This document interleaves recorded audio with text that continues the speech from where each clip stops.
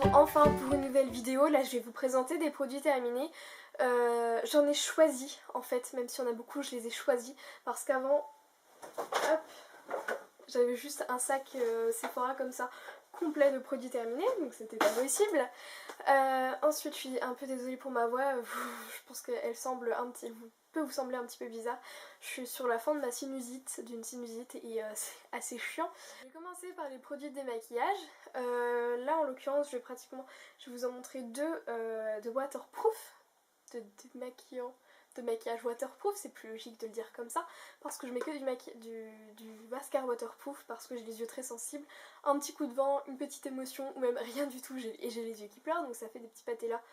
Voilà, c'est normal que j'utilise, je suis une grande consommatrice de démaquillants waterproof.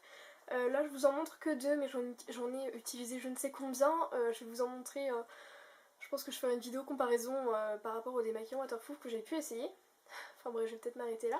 D'abord j'ai essayé le célébrissime démaquillant waterproof, donc de chez Sephora. Alors pour la petite histoire, pour celles qui ne le savent pas, après qu'on se soit démaquillé de n'importe quelle manière, que ce soit avec une eau micellaire,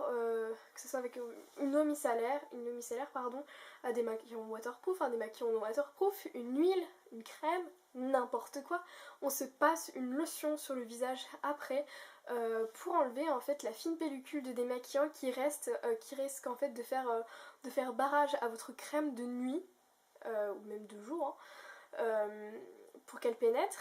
Et également tout simplement pour parfaire le démaquillage. Voilà, je tenais à le dire. Sauf que ce produit est juste hyper gras. Et pour retirer tout le reste de démaquillant que j'avais sur le visage, il fallait que j'utilise deux cotons imbibés de lotion. Et ça, pour moi, c'est pas possible. D'autant plus que là, c'est 50 ml. Les 50 ml comme ça, ils coûtent quand même 3-4 balles en magasin Sephora. Pour moi c'est pas possible, juste le prix est vachement trop élevé par rapport à ce que c'est, parce que la preuve en est qu'on peut trouver un super démaquillant absolument trop génial pour vachement moins cher. Donc là c'est le Cils de masque de Gemma Maybelline, j'ai absolument rien à lui redire, il ne coûte pas cher, il fait vraiment très très bien son job et voilà, il est pas trop gras. Il est gras parce que n'importe quel démaquillant waterproof c'est gras, mais vraiment pas autant que le Sephora, j'ai rien à lui redire. Passons. J'ai terminé un produit de la marque référence, donc c'est la crème démaquillante aux eaux florales de camomille, rosé bleuet pour le visage et les yeux. Les 200 ml coûtent une vingtaine d'euros, ce qui est un petit peu cher, je vais vous expliquer juste après pourquoi. Alors en lui-même le produit je l'aime beaucoup, c'est une odeur ça sent vraiment très très bon. Ça démaquille, enfin ça parfait du moins le démaquillage vraiment très bien, parce que moi je me démaquille au démaquillant waterproof et ensuite j'utilise un truc par dessus, que ça soit un gel démaquillant, une crème démaquillante ou une huile démaquillante. Pardon. J'en utilise toujours un après vraiment pour retirer tout le reste du maquillage. Par contre, ce que je n'aime vraiment pas du tout, d'abord c'est le prix. Par rapport au prix, on en trouve des mieux avec une meilleure composition dans le commerce pour beaucoup moins cher. Là 20 € pour moi c'est pas possible. J'ai acheté pour essayer, mais je le referai pas, ça c'est clair et net. Et puis ensuite à l'intérieur, pour vous parler un petit peu de la composition, parce que maintenant qu'au lycée, puisque je suis en bac pro esthétique, cosmétique, parfumerie, je fais de la cosmétologie, c'est-à-dire on apprend comment dire pourquoi tel composant dans tel produit par exemple. Maintenant je suis très regardante sur les compositions et là-dedans j'ai trouvé des choses qui ne me plaisent pas forcément. D'abord il y a du phénoxyéthanol. Le phénoxyéthanol c'est un conservateur qui est connu pour être cancérigène. Il est censé être interdit dans les... il est censé quand même être... limité dans la cosmétique. Mais on en trouve vraiment partout.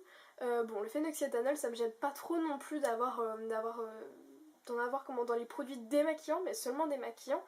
Tout simplement parce que c'est un produit qui va pas rester sur ma peau, qui va pas pénétrer dans ma peau, tout simplement parce que je vais passer comme ça et après je vais rincer avec de l'eau et je vais repasser un coton de lotion.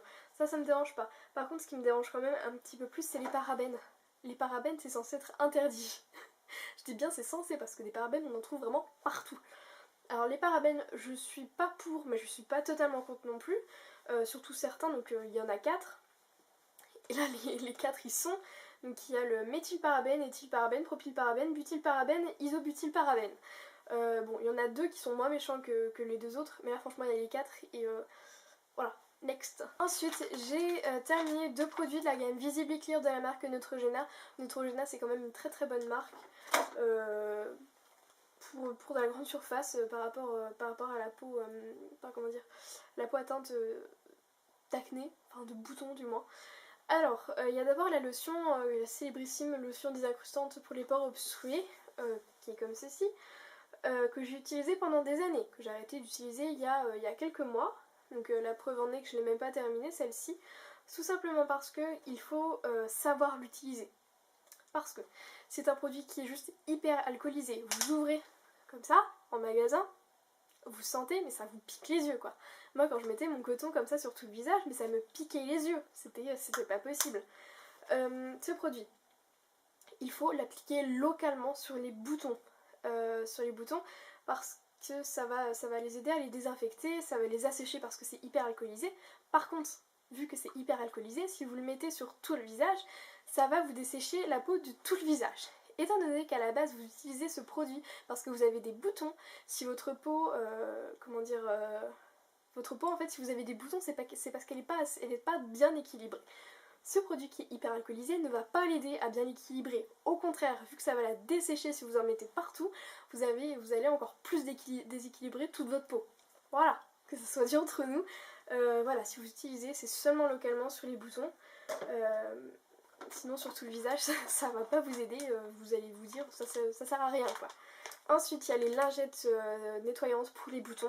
J'ai même pas eu le temps de me faire un avis, c'est pour vous dire. J'étais partie en internat quelques temps, en début d'année, après je suis revenue chez moi parce que voilà, je préfère être chez moi, bref. Je me suis dit, au lieu de prendre, puisqu'à l'époque j'utilisais, au lieu de prendre ma lotion plus mes cotons, je vais juste prendre ces lingettes, comme ça ce sera beaucoup plus pratique. Par contre, je les ai utilisées chez moi 3 jours. Elles étaient très bien imbibées de produits, de lotion, il n'y avait aucun problème, même un petit peu trop de lotion. Ensuite, je les ai mises dans ma valise pour aller à l'internat et je pense que c'est à force d'avoir été compressée ou je sais pas quoi, la lotion a complètement moussé, ce qui fait que ça a rendu juste le truc inutilisable. Dans le sens où quand je le mettais en fait sur ma peau, j'avais l'impression de me mettre une vieille lingette toute mousseuse sur la peau, c'était déjà rien que ça, c'est pas agréable. Ensuite, ça laisse un film sur la peau qui est pas agréable. Donc au final, je finissais par passer une autre lotion parce que ça servait à rien quoi. Clairement, elles ne me servaient plus à rien, je pouvais plus les utiliser. Preuve en est qu'il y en a encore. Je trouve ça dommage. Je pense que je réessayerai un de ces 4 pour voir. Ensuite, j'ai démaquillé le nettoyant Pure Active 3 en 1 de la marque Garnier qui a pas mal fait jaser il y a quand même quelques temps. C'est un produit qui fait nettoyant, exfoliant et masque, qu'on peut appliquer en masque. C'est une crème qui contient à l'intérieur des micro-grains. Je pense pas que vous verrez, mais bon. Hop, voilà.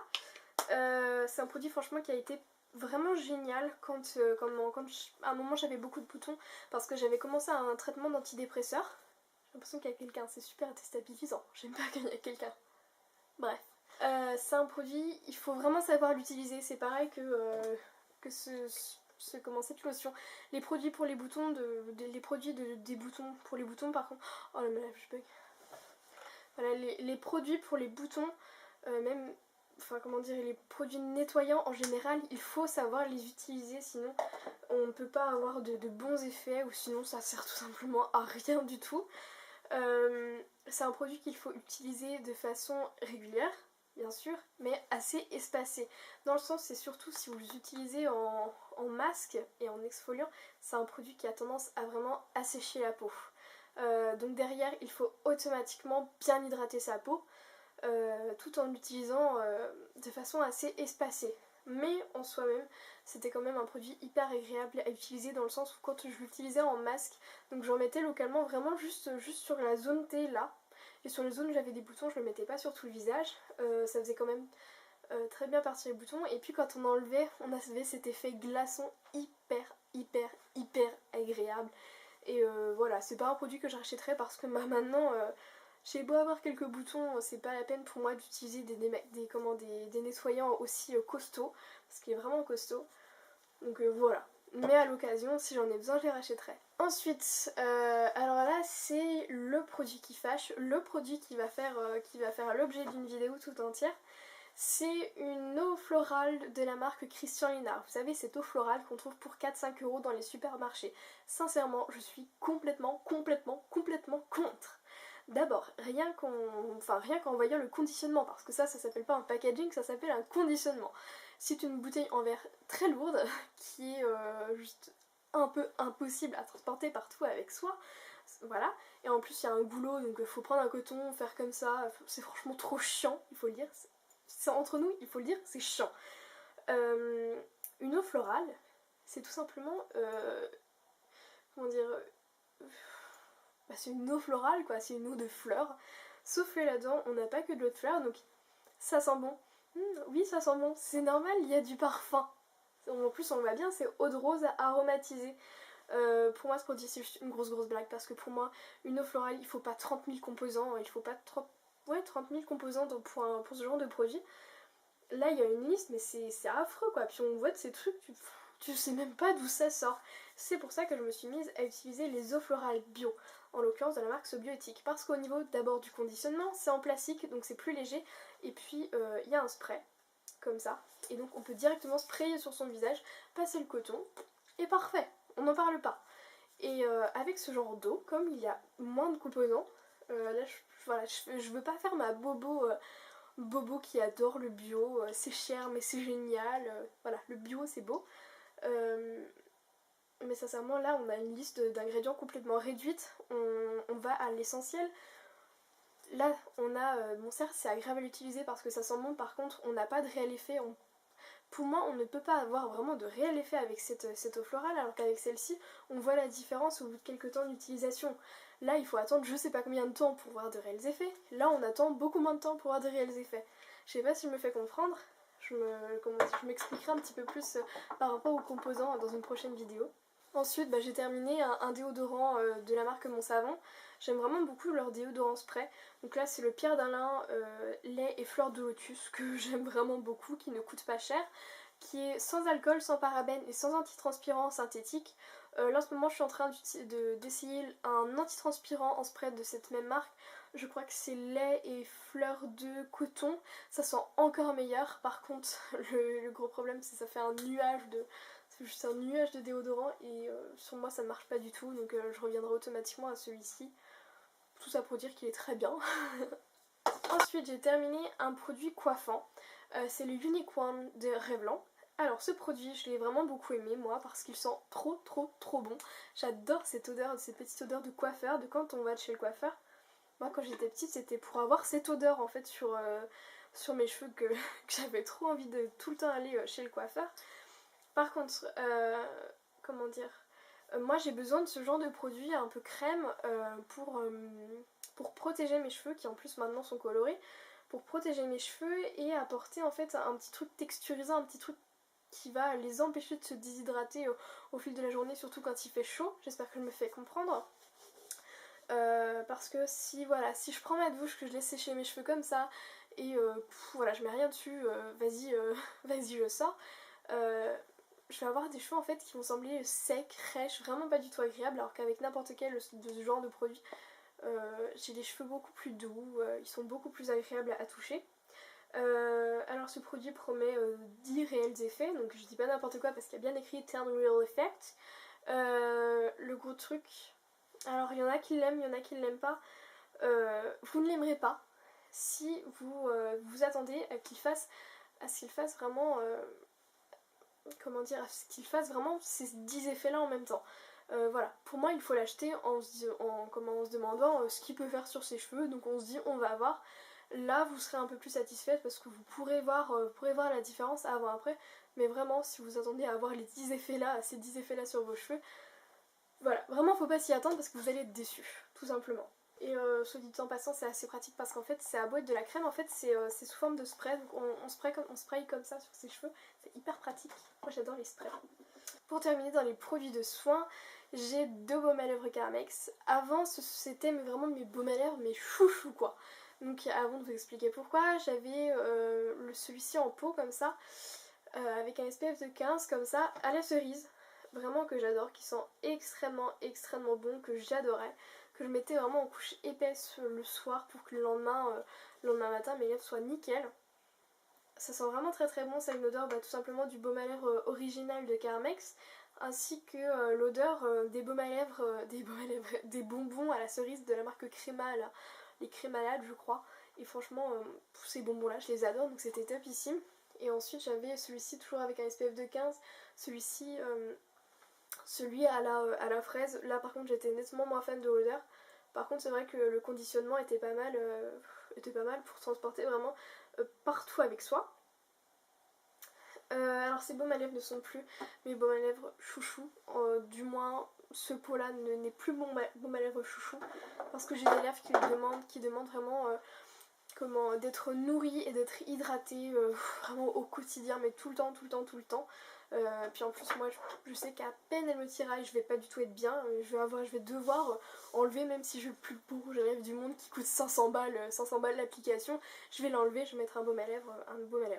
Et donc c'est pour ça que en fait il a tout simplement été remplacé par le pot comme ça du rêve de miel de Nuxe, un petit bug.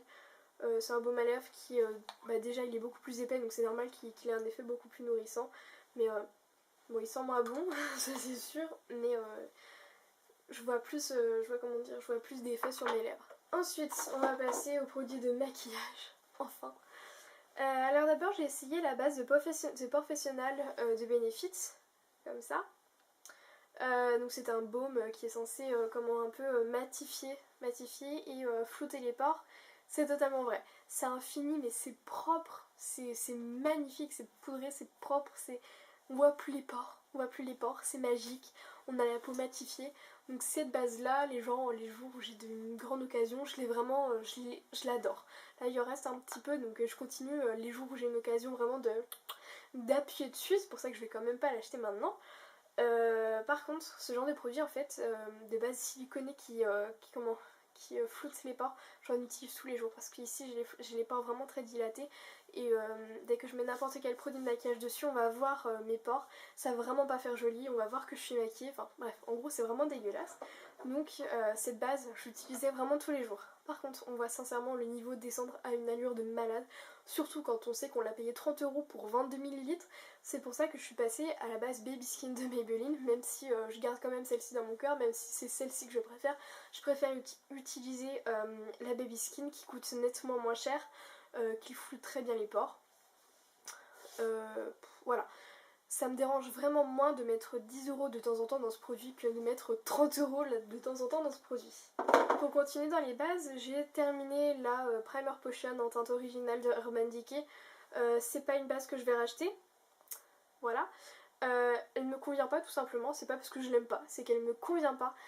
Quand je suis en stage en parfumerie, parce que de temps en temps je dois faire des stages, j'arrête pas de le répéter aux clients. C'est pas parce qu'on n'aime pas ce produit qu'il est nul. C'est pareil que la nourriture en fait. Quand on n'aime pas un plat, c'est pas parce que nous on l'aime pas, quelqu'un d'autre va pas l'aimer. Là c'est exactement la même chose. À la base moi en fait j'ai les paupières un petit peu tombantes, surtout ici, et comme à la base j'ai des paupières un petit peu grassous qui graissent dans la journée, parce qu'on n'a vraiment pas toutes le même type de peau au niveau de la paupière. Étant donné que celle-ci est quand même assez grasse, gras plus gras, ça fait tout tomber. Enfin, ça fait tout tomber, ça tient pas correctement mes fards. Donc j'ai essayé la Too Faced qui elle a une texture un peu plus huileuse, mais elle est moins grasse, elle me convient beaucoup mieux. J'ai essayé, elle me convient pas, mais ça reste quand même une très bonne base, hein. Ça, je peux pas dire le contraire. Ensuite, hop, j'ai terminé de bébé crème. Bon, celle-ci je l'ai pas terminée, mais clairement elle va direct à la poubelle. C'est la Garnier Soin Miracle Perfector, donc la classique on va dire, bébé crème de chez Garnier, que je n'aime absolument pas du tout. Faut juste voir la teinte, je sais pas si vous verrez, ça va sûrement rendre mal, mais juste les gars, je mets ça sur moi, mais je suis orange, c'est ignoble, c'est immonde, c'est pas beau. En plus, elle est vraiment très grasse quand même. Elle est quand même vraiment très grasse. Pour matifier ce truc, il faut passer environ un pot de poudre HD Make-up Forever parce que, bon, certes, elle me convient pas. Là, franchement, pour le coup, je vais dire que j'aime pas du tout. Je la conseille vraiment pas du tout, même si ça vous empêche pas d'essayer. Ensuite, j'ai terminé la Dream Fresh Vivi de Maybelline. C'était avant, j'utilisais que des bébés crèmes, maintenant c'est terminé, j'utilise du fond de teint. même si je garde toujours un petit flacon de cette bébé crème. Parce que bon, même si elle est rosée, si elle a des sous-tons rosés et que bah, moi j'ai la peau jaune, c'est une bébé crème que j'aime bien parce que bah, elle unifie vraiment très bien la peau, dans la couleur de la peau.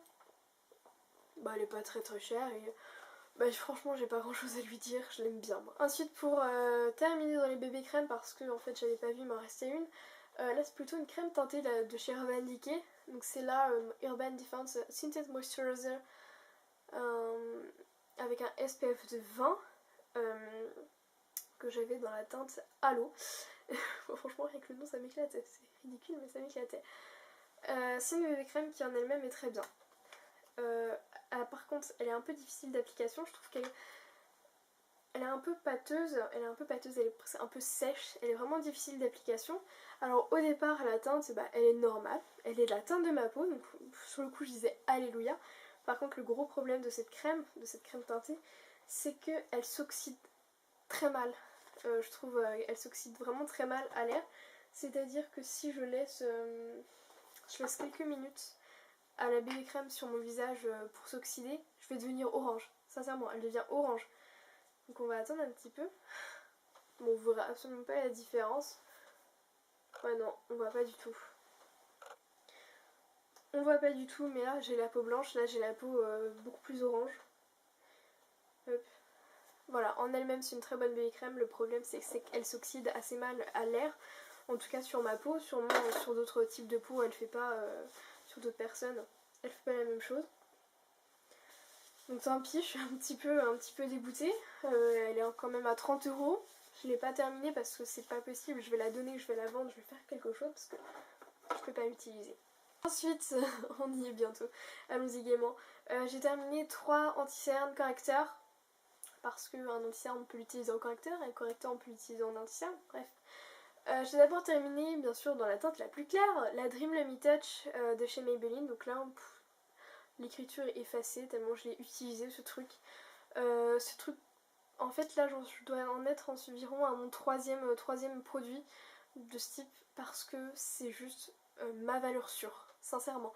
C'est un produit qui sèche très vite mais qui s'estompe très bien, qui est très fin mais qui va avoir un pouvoir, un peu,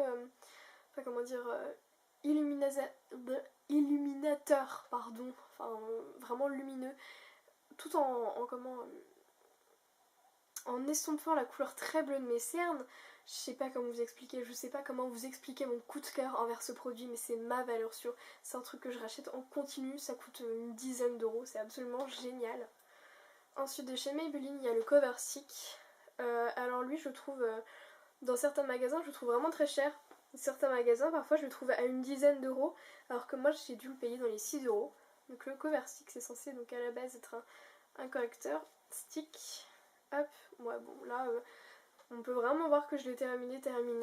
C'est un truc que j'avais vraiment adoré pour mes cernes parce que c'est un produit qui était vraiment très orangé, qui s'estompait c'est un produit crémeux mais pas trop épais, qui s'estompait très facilement. Donc orange, ce qui facilitait en fait tout simplement l'estompage de la couleur encore une fois bleue de mes cernes. Et franchement pour le prix j'avais adoré. Je l'ai pas racheté parce que là j'ai encore 30 000 trucs à terminer, puis voilà, j'ai trouvé des trucs qui me conviennent un peu mieux quand même. J'ai terminé le Select Cover Up de chez MAC, comme ça en teinte NW20. Sincèrement, c'est un truc que j'ai également adoré. C'est un produit qui est très liquide, mais franchement, il faut rien du tout. C'est un peu pareil que la Dream Lumy Touch. C'est un produit qui est d'ailleurs très bien pour les jeunes filles qui commencent à se maquiller, parce que c'est pas trop couvrant. Quand on sait bien le travailler, quand on sait bien l'estomper, franchement il est indétectable sur la peau. Et tout simplement j'avais adoré, ça coûte une vingtaine d'euros, certes, mais ça dure une éternité. Et c'est un produit absolument trop génial. Cette vidéo est enfin terminée, j'espère qu'elle vous aura plu, j'espère que malgré la longueur, vous n'aurez pas trouvé ça trop long. Vraiment de très gros bisous, je m'excuse encore une fois pour mon absence et je vous dis à la prochaine.